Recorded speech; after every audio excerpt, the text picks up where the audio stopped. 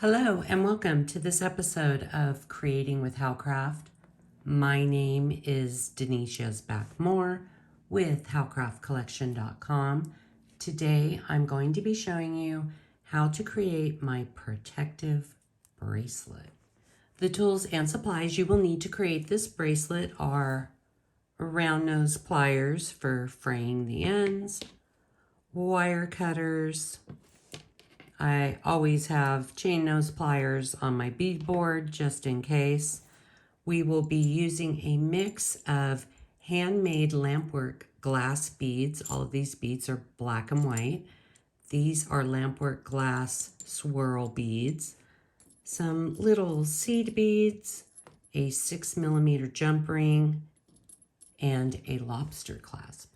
We will also be using 4-ply wax linen cording. A complete list of the jewelry making supplies and beads along with printable PDF instructions can be found on howcraftcollection.com. Search Protective Bracelet. We are going to start off by cutting 2 lengths of 46-inch 4-ply wax linen cording, and we are going to bring those cords together. We're going to bring those ends together and we're going to roll it. Wax linen cording is waxy, so it tacks up well. We're going to come over to our lobster clasp and we are going to string the lobster clasp to the center of the cording. Now we're going to come in and we are going to form an overhand knot. I'm just holding it, I'm just moving that knot up, and I'm placing it right around the end loop. And then we're just going to separate the strands and pull it nice and tight.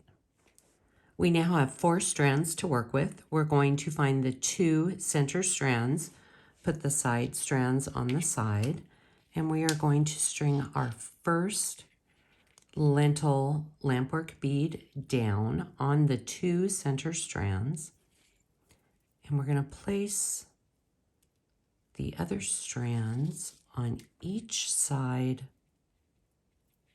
of the lentil, and they're nice and tight. Now I'm going to come back in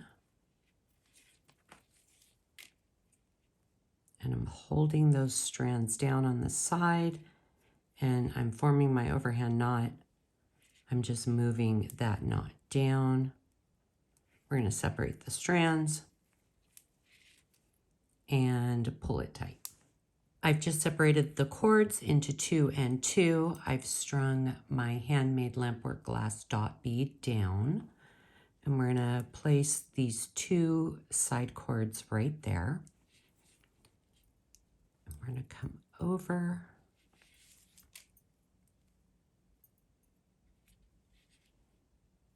and we're going to form an overhand knot. We just move that knot down, separate the strands, and pull your knot nice and tight. I've just found the 2 center cords, placing the other cords on each side.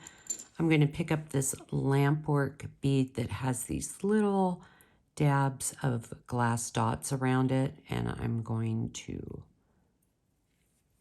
string that bead down, and we're going to place the cords on each side of this bead because those little dots are going to hold the cording in place. And we're going to come back in and we are going to form our overhand knot, move that knot down, separate the strands, and pull it nice and tight. Now I'm grabbing just 1 top strand, and the amount of strands depend on the bead hole size. So this is a super tiny bead hole, so we can only fit 1 strand through it. So we're going to bring that down And we're going to place our other cords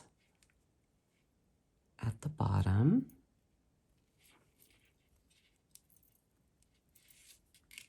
And we're just going to form our overhand knot, moving that knot down. Now we have to separate our strands and pull it nice and tight. Now we're grabbing the two top strands. We're going to grab our little eye bead. And we're going to string that bead down. And we're going to place the other two strands on the back side. And form your overhand knot. We're moving that knot down, separating the strands, and pulling it nice and tight. Same thing on our next lampwork bead. We're grabbing the top two strands and we're moving that down, placing those cords on the bottom.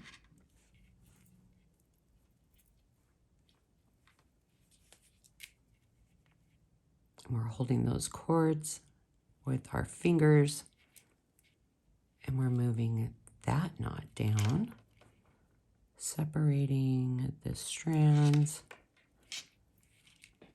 and pulling them nice and tight. Now we have our swirl barrel beads, so we're going to bring all four strands together because the bead hole is so large. And we're going to string that bead down. We're forming our overhand knot. We're moving that knot down, separating the strands, pulling it tight. We need to do two of these swirl barrel beads. I'm going to pause the video while I put the other bead on to save time. So I just added the second barrel bead, and now we're going to start with our little eyes. So let's find that top strand. Once again, the number of strands depends on the size of the bead hole. So I'm just going to string that bead down. And I'm placing the other three strands down at the bottom. And we are forming our overhand knot. We're just moving that knot down, separating the strands, and pulling it nice and tight. We will need to add two more of these beads for a total of 3 eyes. I'm going to pause the video to save time and put those beads on the bracelet. So I've just added my other 2 eye beads for a total of 3. And I separated the strands and I strung 1 black seed bead on each strand. And we're just going to move those little beads down into a cluster.